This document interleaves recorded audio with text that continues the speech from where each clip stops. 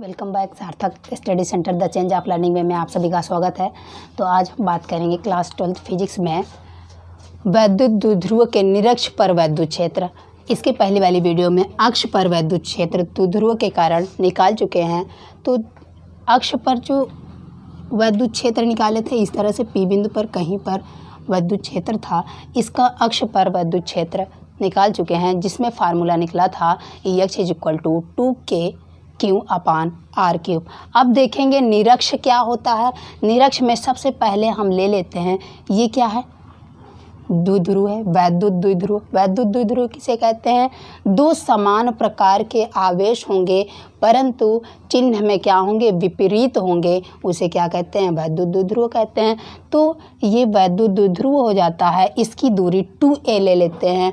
2a के centre से एक लाइनिंग खींच देते हैं। इस लाइनिंग को क्या कहते हैं, विषुवतीय तल कहते हैं। क्या कहते हैं इस लाइनिंग को? विषुवतीय तल कहते हैं। यहाँ पर एक पॉइंट ले लेते हैं P, इसी को कहते हैं निरक्ष पॉइंट। क्या कहेंगे इसको? निरक्ष। यही है निरक्ष। इसी पर हमको क्या निकालना है, वैद्युत क्षेत्र निकालना है। इस सेंटर पॉइंट से एक लंब खींच लेते हैं।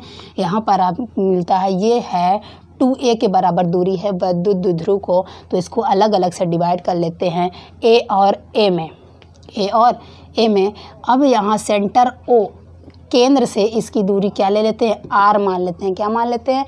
r मान लेते हैं। तो यहाँ से निकाल सकते हैं हम क्या, OP की दूरी क्या है, r है। अब देखेंगे यह एक समकोण त्रिभुज की तरह दिख रहा है। इसको इस तरह से मिला देंगे और इसको इस तरह से मिलाने के बाद इसे A मान लेते हैं और इस बिंदु को B मान लेते हैं। मिला देंगे तो ये हमको समकोण त्रिभुज की तरह दिखेगा। तो इस त्रिभुज से हम क्या निकाल लेते हैं, इसकी दूरी निकाल लेते हैं और इस त्रिभुज से इसकी दूरी निकाल लेते हैं। तो सबसे पहले लेते हैं त्रिभुज AOP, समकोण त्रिभुज है। अब इस समकोण त्रिभुज में क्या लगाएंगे कि इसकी लंबाई, इसकी दूरी निकलेगी पाइथागोरस प्रमेय से।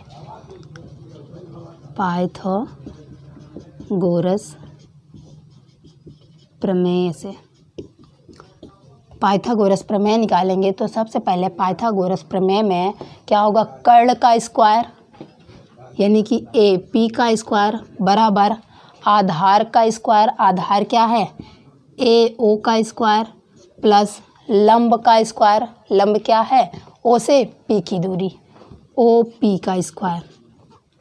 तो AP का स्क्वायर बराबर AO की लंबाई कितनी है, O से A और O की लंबाई कितनी है, A है।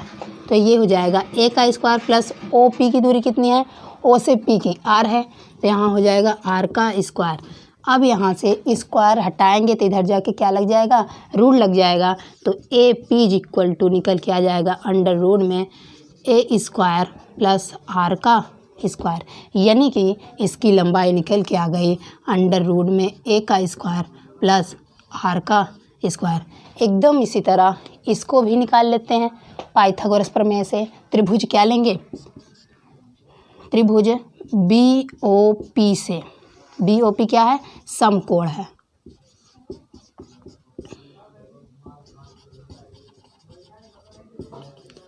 अब इसके समकोण त्रिभुज से निकालते हैं तो इसमें भी पाइथागोरस प्रमेय लगाएंगे।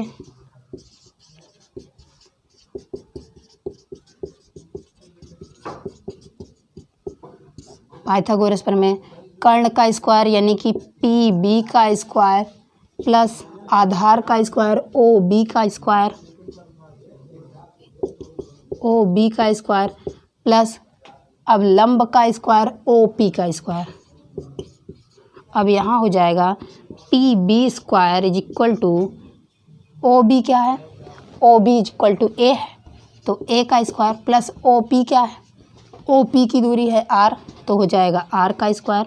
तो PB = क्या हो जाएगा, जब यहाँ से स्क्वायर हटेगा तो उधर रूट लग जाना है, ये रूट लग जाएगा A² प्लस R²। इसकी भी लंबाई वही निकल के आ गई क्या, अंडर रूट में A का स्क्वायर प्लस आर का स्क्वायर। इस तरह से इसकी भी दूरी निकल के आ गई। अब निकाल लेते हैं इसका। आप लोग इसके पहले वीडियो में पढ़ चुके हैं कि जब कोई धन आवेश, सिर्फ धन आवेश हुआ करता है, सिर्फ धन होता है, तो इससे विद्युत क्षेत्र क्या होता है, दूर होता है। इससे विद्युत क्षेत्र दूर होता है। यदि कोई सिर्फ ऋण आवेश होता है तो इसके विद्युत क्षेत्र क्या होता है, पास होता है। क्या होता है, पास होता है। इस नियम से हम क्या करेंगे, इस प्लस क्यू के कारण पी बिंदु पर विद्युत क्षेत्र क्या होगा, इससे क्या होगा, दूर होगा। प्लस क्यू के कारण विद्युत क्षेत्र पी बिंदु पर इससे दूर होगा। किसके नियम से, विद्युत क्षेत्र के नियम से। अब इसमें देखेंगे माइनस क्यू के कारण पी बिंदु पर विद्युत क्षेत्र क्या होगा, इसके पास होगा। क्यों, क्योंकि इसके पास हो रहा है। इस तरह से इसके पास होता है। तो यहाँ हम मान लेते हैं एंगल थीटा। क्या मान लेते हैं, एंगल थीटा। ए माइनस क्यू, ए प्लस क्यू। अब देखते हैं कक्षा 11 की बात है। कक्षा 11 में आप लोग पढ़ चुके हैं, जब कोई दो अक्ष लेते हैं, एक y अक्ष है, ये x अक्ष है, इस पर कोई सदिश a ले लेते हैं, वेक्टर a, तो ये थीटा एंगल होता था। तो यहाँ क्या, थीटा की ओर जो एंगल लेंगे, थीटा की ओर जो सदिश लेते हैं, इसका क्या लेते हैं, a cos थीटा लेते हैं। और थीटा के विपरीत जो लेते थे इसका घटक, इसको घटक बोलते हैं, ए का घटक जो लेंगे वो क्या होगा, ए साइन थीटा। इसी तरह से यहाँ पर देखेंगे, इस थीटा की ओर जो एंगल होगा, ये है थीटा, थीटा की ओर ये है थीटा, थीटा की ओर इससे लेंगे तब भी थीटा की ओर क्या होगा, एक कॉस थीटा होगा। इससे लेंगे तब भी थीटा की ओर क्या होगा, एक कॉस थीटा ही होगा। तो यहाँ हो जाएगा ई प्लस क्यू कॉस थीटा, और यहाँ भी हो जाएगा ई माइनस क्यू के कारण ई माइनस क्यू कॉस थीटा। अब एक लंब ले लेते हैं सीधा, थीटा के विपरीत लेते हैं। क्या है ये, थीटा के विपरीत। थीटा के विपरीत जब लेते हैं, थीटा के विपरीत एंगल क्या लेते हैं, इसका घटक ए का ए साइन थीटा। तो यहाँ ले लेंगे ए sine theta E minus Q के कारण। अब नीचे देखें, ये भी क्या है, थीटा है, तो इसके विपरीत लेंगे, इसके विपरीत लेंगे, फिर क्या आ जाएगा, ई माइनस क्यू साइन थीटा, ई माइनस क्यू साइन थीटा। जो थीटा की ओर एंगल लेते हैं वो ए कॉस थीटा घटक लेते हैं, जो थीटा के विपरीत लेते हैं उसे क्या लेते हैं, ए साइन थीटा लेते हैं। देखेंगे ये थीटा की तरफ था, इसलिए कॉस थीटा ई प्लस हो गया, और ये भी थीटा के क्या था, इसके माइनस के अकॉर्डिंग था। तो यहाँ भी क्या हो जाएगा, ई माइनस कॉस थीटा। ये विपरीत थे तो इसके घटक हो जाएंगे एक ए साइन थीटा और ई माइनस साइन थीटा। विपरीत और अकॉर्डिंग समझ में आ गया। उसके बाद यहाँ हम लिख सकते हैं लैंग्वेज में, ई प्लस क्यू तथा ई माइनस क्यू के घटक ई प्लस क्यू कॉस थीटा व ई माइनस क्यू कॉस थीटा एक ही दिशा में है। यहाँ देख पा रहे होंगे दोनों क्या हैं, एक ही दिशा में है। तो एक ही दिशा में जब दो घटक होते हैं तो आपस में क्या होते हैं, जुड़ जाते हैं। जब दो घटक एक दूसरे के विपरीत दिशा में होते हैं तो वह आपस में क्या हो जाते हैं, निरस्त हो जाते हैं, यानी कैंसिल हो जाते हैं। तो यहाँ देखेंगे ये दोनों घटक एक ही दिशा में हैं तो ये दोनों क्या होंगे, एक दूसरे से जुट जाएंगे। परंतु ये ई माइनस क्यू साइन थीटा और e minus Q sine theta एक दूसरे से क्या हैं, विपरीत दिशा में है। एक दूसरे से विपरीत दिशा में होने के कारण एक दूसरे से कैंसिल हो जाएंगे। समान दिशा में दो घटक रहते हैं तो क्या होता है, एक दूसरे से जुड़ जाते हैं। तो यहाँ पर हम निकालेंगे क्या, ई नेट। ई नेट निकालते हैं तो क्या हो जाएगा, ई प्लस क्यू और e minus q. E net में e plus q cos theta plus e minus q cos theta. अब देखेंगे e plus q cos theta और e minus q, e plus q और ई माइनस क्यू की दूरी क्या है, एक दूसरे के समान है, वैद्युत द्विध्रुव है, तो दूरियां क्या है, समान है। तो दूरियां समान होने के कारण हम दोनों को क्या लिख सकते हैं, सिर्फ ई लिख सकते हैं। यहाँ पर ई प्लस क्यू बराबर ई माइनस क्यू, दूरियां क्या हैं दोनों की, समान होने के कारण यहाँ हम क्या लिख सकते हैं, सिर्फ ई लिख सकते हैं। तो ई नेट बराबर हो जाएगा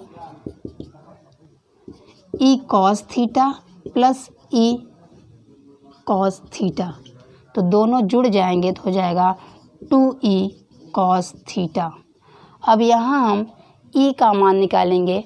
e का मान जब द्विध्रुव में किसी q के कारण p बिंदु पर वैद्युत क्षेत्र हम लोग निकाल चुके थे, क्या निकला था, K Q upon is equal to K Q upon दूरी का स्क्वायर, वहाँ पे दूरी थी तो दूरी का स्क्वायर आर का स्क्वायर यानी कि दूरी का स्क्वायर।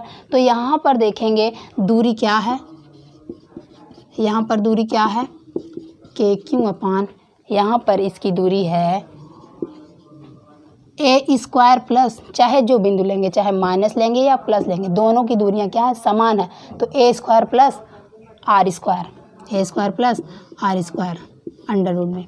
तो ये ई का मान यहाँ से उठा के हम यहाँ रख सकते हैं। तो ई नेट बराबर हो जाएगा 2 के क्यू अपान अंडर रूट में a square plus r square cos theta. अब कॉस थीटा का मान हम इस त्रिभुज से निकाल सकते हैं। इस त्रिभुज से कॉस थीटा का मान निकाल लेंगे तो निकलेगा कॉस थीटा बराबर आधार बटे कर्ण। तो आधार क्या है, इसमें आधार है ए अपॉन कर्ण क्या है, अंडर रूट में a square plus r square.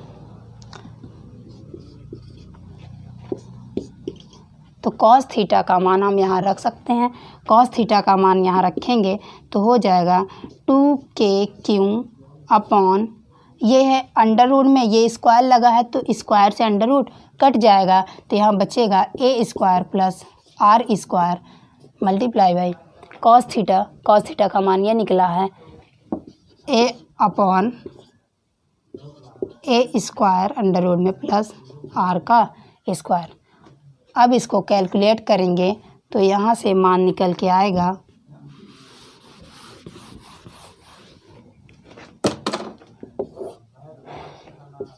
2kq upon, ये भी है। अब इसका मल्टीप्लाई कराएंगे तो क्या होगा, ये अंडर रूट है, अंडर रूट को लिख सकते हैं 1/2 और इसकी घात कितनी है, सिर्फ 1 है। तो समान आधार में गुणम घात जुड़ जाएगी, दोनों गुणा कराएंगे तो समान आधार में गुणम घात जुड़ने के कारण 2 1 9 2 2 1 3/2, तो पूरे का हो जाएगा ए स्क्वायर प्लस आर स्क्वायर पूरे की पावर 3/2। इस तरह से यहाँ पे हम लिख सकते हैं। देखेंगे वही वैल्यू हम यहाँ लिख लेते हैं, ई नेट बराबर 2kq ए अपॉन में a square plus r square 3/2। अब हम इस दूरी को नगण्य मानते हैं, ए की दूरी क्या मान लेते हैं, ना के बराबर, क्योंकि यह वैद्युत द्विध्रुव है। वैद्युत द्विध्रुव में बहुत छोटी दूरी ली जाती है तो हम नगण्य मान सकते हैं। पिछले वीडियो में बताए थे नगण्य कब मानते हैं, जोड़ और घटाना में नगण्य मान सकते हैं, ए को हटा सकते हैं, दूरी को हटा सकते हैं, परंतु गुणा और भाग में नहीं हटा सकते। तो यहाँ से हम ए को हटा देते हैं, नगण्य मानते हैं। ए दूरी नगण्य मानने पर अब हो जाएगा 2kq ए अपॉन में आर स्क्वायर पूरे की घात 3/2। 2kq ए अपॉन में ये 2 से 2 कैंसिल हो गया, आर की घात क्या हो गई 3। अब यहाँ से हम इसको इसके पास लिख सकते हैं, यहाँ लिख देंगे कि 2aq अपॉन आर स्क्वायर। इससे तो आप लोग परिचित होंगे, ये क्या है, p के बराबर है, तो हम यहाँ पर इसका मान रख सकते हैं p is equal to kp upon R का स्क्वायर। आर का स्क्वायर हो गया। अब देखेंगे ये निरक्ष पर वैद्युत क्षेत्र निकल के आया। क्या निकल के आया? निरक्ष पर वैद्युत क्षेत्र। इस पॉइंट पर अक्ष पर जो निकला था वो क्या था? 2kq/r³। तो दोनों में हम क्या कर लेते हैं? तुलना करते हैं।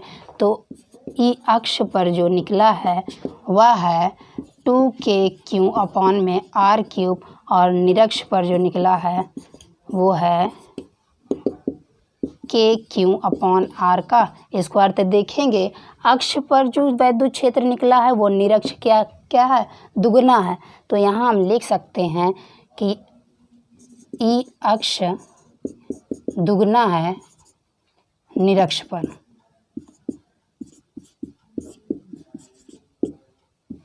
अगर नहीं समझ में आता है तो 2 बार 3 बार इस वीडियो को शुरू से पूरा देखें और इसको नोट्स में उतारें, फिर पुनः से बिना देखे करें, एकदम से क्लियर हो जाएगा।